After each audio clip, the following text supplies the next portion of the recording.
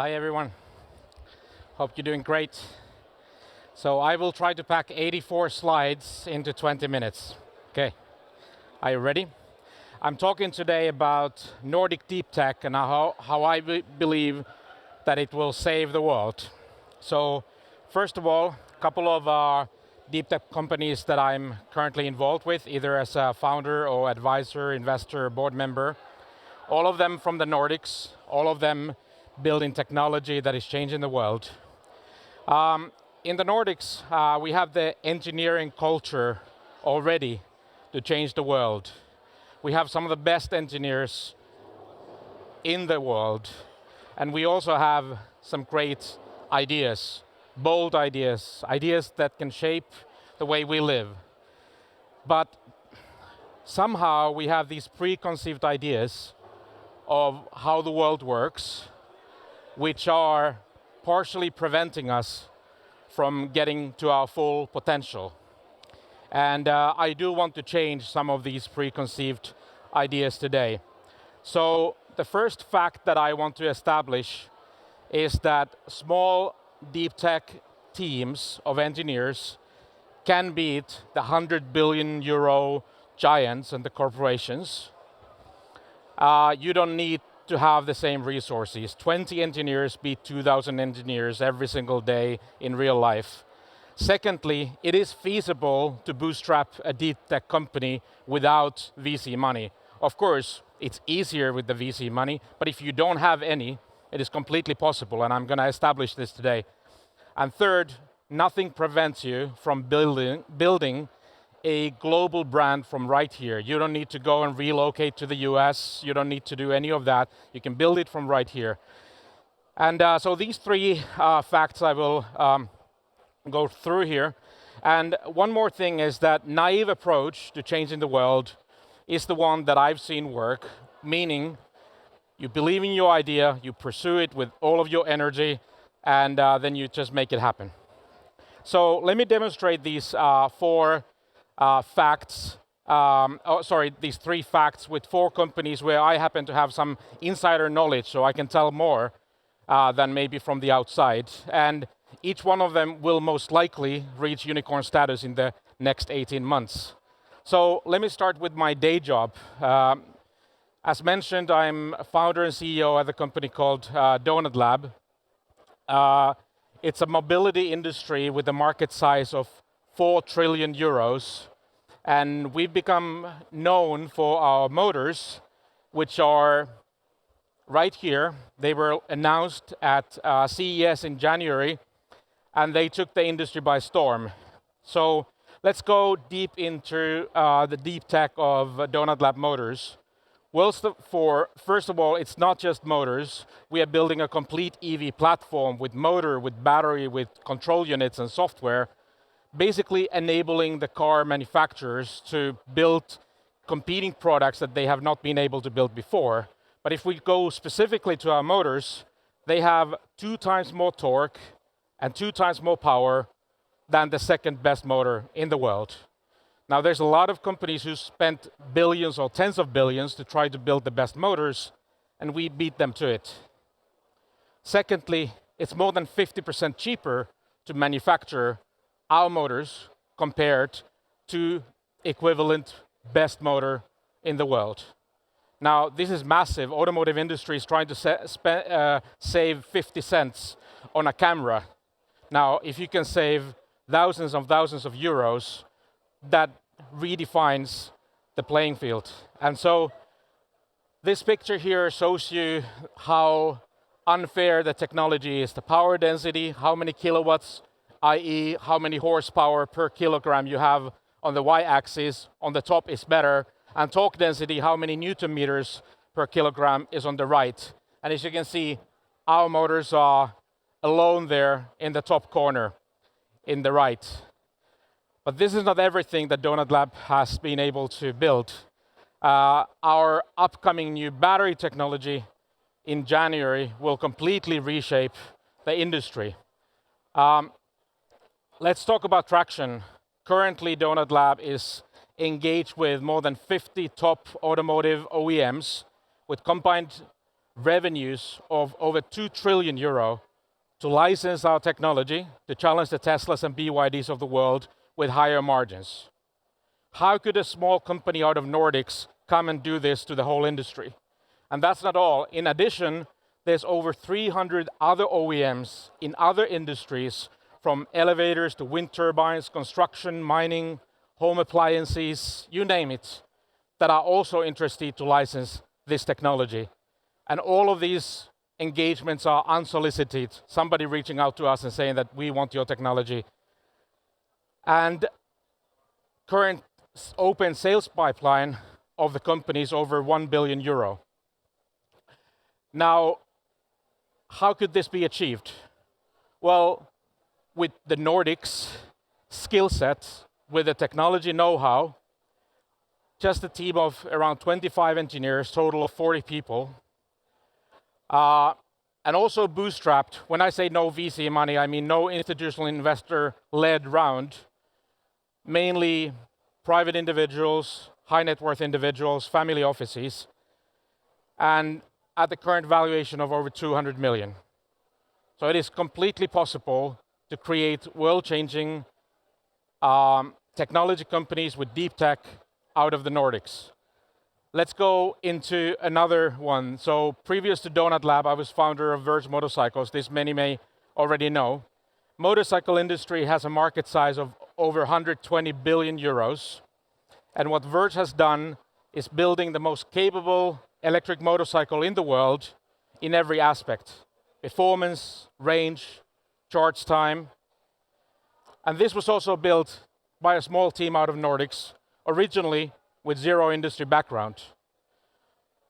But Verge didn't only build the motorcycle, it built the circuit boards, the best circuit boards that enable smart two-wheelers that have not been possible, including Star Matter Vision that provides AI-capable safety features that have been lacking in the two-wheeler industry, as well as what we call the Star Matter Cloud, providing telematics information and smart notification with machine learning that have not been part of the two-wheeler industry before. Again, out-innovating everybody in the industry, and now a ton of companies are asking us to license this technology. Just a few months ago, Verge became the Guinness World Record holder with the motorcycle going furthest than any other motorcycle before. And this bike has redefined the EV motorcycles. Next slide is not showing for some reason, so we will skip that one. But what I can say is that everybody likes our motorcycle. You can see hundreds and hundreds of stories in all the media telling how great this is. And if you think about it, how could a small company out of Nordics without any industry know-how become such a player? And it's actually one of the only current Finnish consumer brands to actually operate its own stores in EU, but also in the US, demonstrating that you can build world-known brands right from here, right from Finland and the Nordics.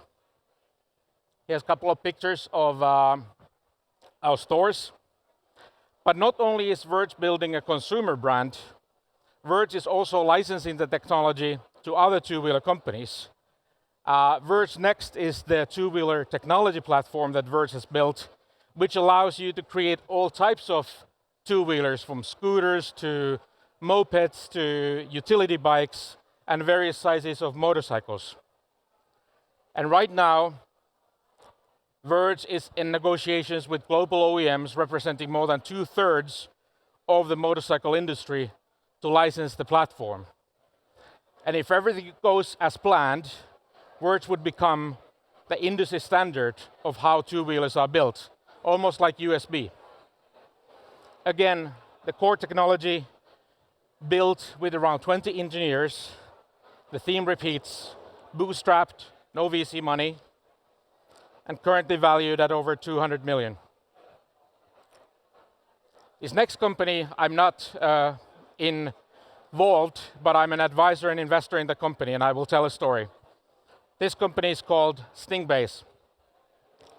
It is attacking a very different industry, not hardware, but software.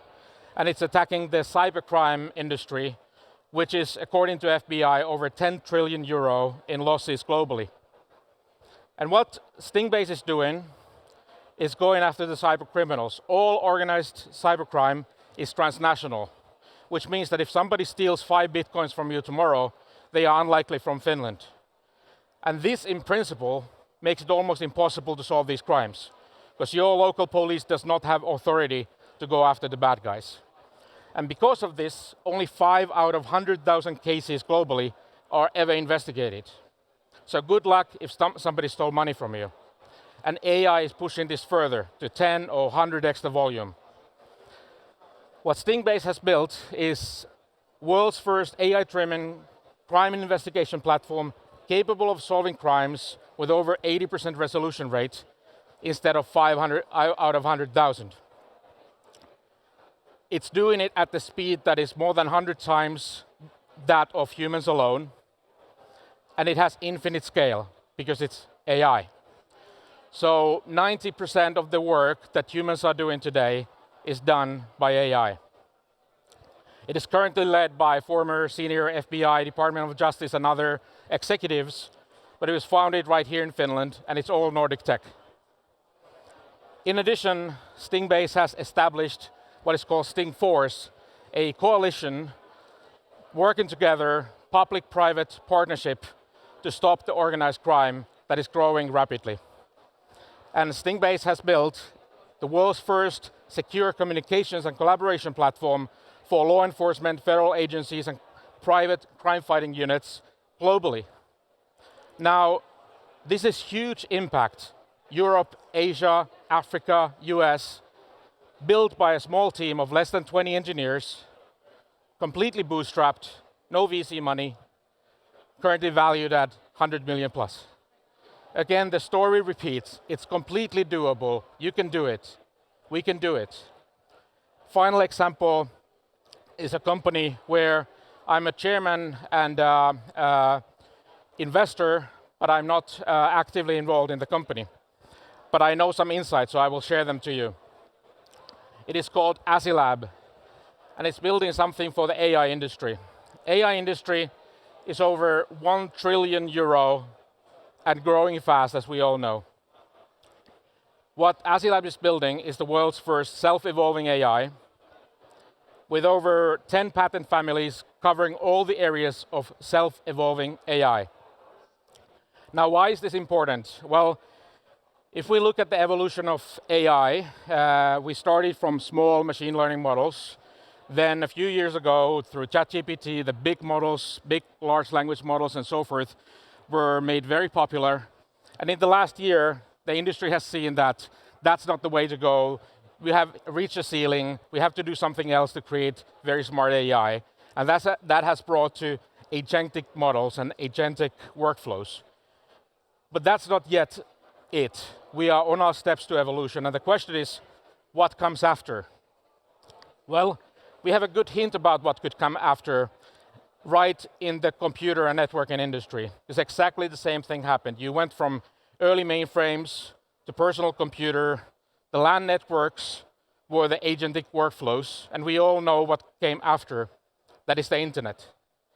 So the network is getting more sophisticated, and smaller models are making very small tasks in an optimized environment. And now people are marching towards this. Now, how do we reach it? How do we build it? To iterate the final form of AI into perfection would take just way too long time. Internet was built by the whole world together. Not a single person can design such a sophisticated network, or even a single company. And so that's why Asilab is building self-improving AI, which is accelerating evolution. And this is really the holy grail. Whoever achieves self-improving AI that is able to make itself smarter every single day will probably win the AI race. And so the team at Asilab looked for inspiration, and they found it. And they found it from quite near, which is the evolution of biological intelligence. We have exactly the same thing repeat here. You start from prokaryotic cells, which are like small models. They are only bacteria. Then you get into eukaryotic cells, which make animals and plants and humans and so forth. That's like the big models, the LLMs. And then you get into more organized architecture, like an ant. They are not yet intelligent, but they are very organized. They can do more things than individual cells.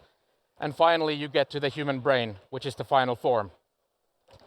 Now, what Asilab does is that it models its AI brain and evolutionary principles according to something very powerful and proven to work, which is biological evolution and neuroscience. And the first initial structure is designed after the highest known intelligence, which is the human brain. And these things are called asinoids. In practice, every neuron in this asinoid AI brain is made out of machine learning models, algorithms, and purpose-built code. And the signals are traveling through the neurons all the time, exactly like they do in the human brain, creating thoughts, actions, and so-called life.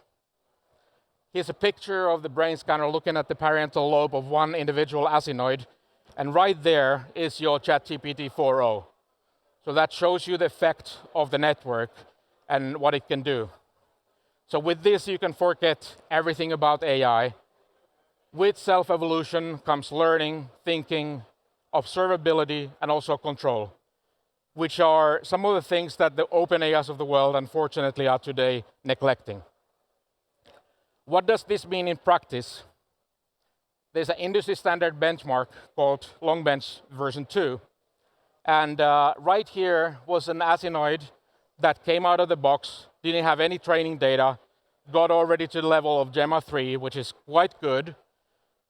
But on independent time, it thought about the subjects that it had discussed without ever being told what were the right answers to the questionnaire.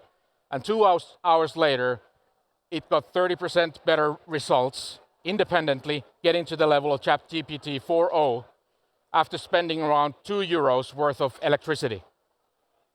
So that tells you the power of self-evolving AI.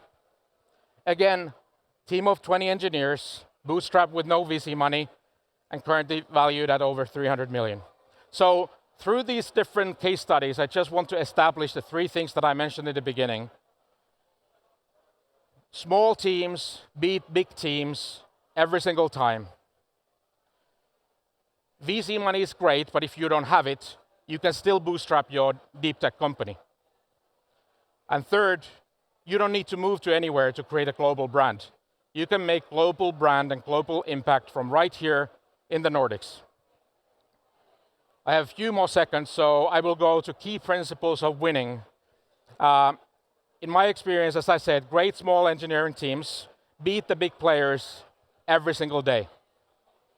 When you have large organization, the innovation dies. If you have a small team, you're looking at the big company, and they are 100 billion or 10 billion mega company, and you think that I don't have the resources to beat them, you are wrong. You can go and beat them. Small teams win every day. As I said, it's possible to bootstrap deep tech companies. Another thing is building things in-house wins every time due to vertical integration. There's this widely spread idea that you should focus on one thing and outsource the other parts. And that gets you mediocre products. But by building everything in-house, if you're a donut lab, you're building the motors, the batteries, the software, everything. And that's how you get the great results. And there's a number of these examples from the Finnish industry that are similarly positioned. But one point is that there's no shortcut to real R&D. You cannot wrap a ChatGPT and call it AI product. Or you cannot take something from open source and say that, hey, this is great innovation. No, it's not. You need to go to the lab and build something extraordinary, and then you will win. Second last point, you should always build things that you yourself love to use and or have a conviction for. Don't chase somebody else's dream or build something where you need to go ask customer, do you need this? What kind of features would you like? In my experience, the best companies are built when you know that this is the feature that I need to build. You know that if I have this, it will be a great product. And through that comes the iteration and agility speed that is beating everything. And finally, you're going to have the best team, the best resources, the best product, the biggest industry, and all these things. But if your timing is wrong, forget about it. Timing is the most important thing in building a company. With timing, you either win or you lose. That's everything. And by the way, there's a QA session coming at 12:35. We will have a little bit of fireside chat, so if you want to hear more, come then. Thank you, everyone.